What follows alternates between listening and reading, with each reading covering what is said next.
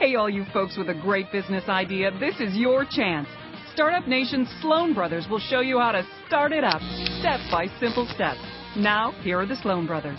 All right, I'm Rich. And I'm Jeff. We're the Sloan Brothers, founders of StartupNation, the world's leading online content and community website.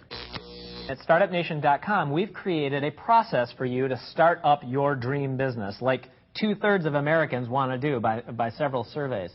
And this is about step number 2, which is choosing a business model. Today, there are more business models available than ever. Yeah, and the first of these is something that really does mean business now, and that is the home-based business. It used to be that we would think a home-based business is a hobby business or not really real business. Amateur, exactly, but not anymore. Now with the power of technology, the internet, for example, the power to reach a worldwide marketplace, as long as you set up a dedicated office space and you take advantage of the power of technology and you really treat your business like a business, home-based business like never before can really mean business. And you don't have to make an excuse for that. Now, certainly you can go old school, which is brick and mortar, where you rent that space or buy that space down there on Main Street. You have the merchandise, the store, the people to run the store. You pay that electricity, et cetera. You do your commute, whatever it may be, and you have an actual physical facility. Right, and the new school way to do that is e-commerce. That's where you have a retail site where you have product available just as you would in the brick and mortar store, but you're doing it in a virtual environment. You're doing it online. And, you know, e-commerce businesses are now profitable like never before. They've really come into their own.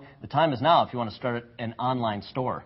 And our fourth model in choosing a business model is really kind of a subset of e-commerce, and it's all about leveraging that monolithic community that's online called eBay, where you can set up your store and conduct your e-commerce, and you get, in essence, a turnkey community, a turnkey audience of sorts. That may be desirable for you, and they have various models and structures for you to create your presence there. And back to old school, how about franchising? That's a business model that's been around a long time, but still effective today, just as it was when that newfangled business model came out.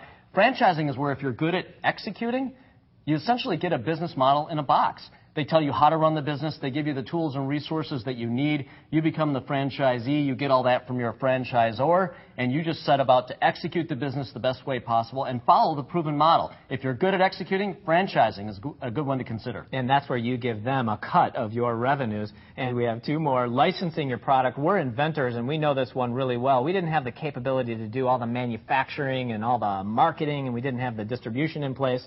So when we invented our device, the Battery Buddy, which you can find out about at StartupNation.com, we licensed it to a big multi-billion-dollar New York Stock Exchange company that then took the product the rest of the way. Right, and the last one, multi-level marketing, MLM, as it's sometimes known. This can be a good one if you get into the business early on and you're making money off the variety of distributors you have underneath you. The key to MLM and making it work for you is to get in early. If you do that, MLM can really work. Okay, and those are the business models that you can choose from in this step number 2, which is a key component, really, to our 10 steps to open for business. So now you've got that life plan in place in step number 1. Now you've got that business model that seems to suit your life plan.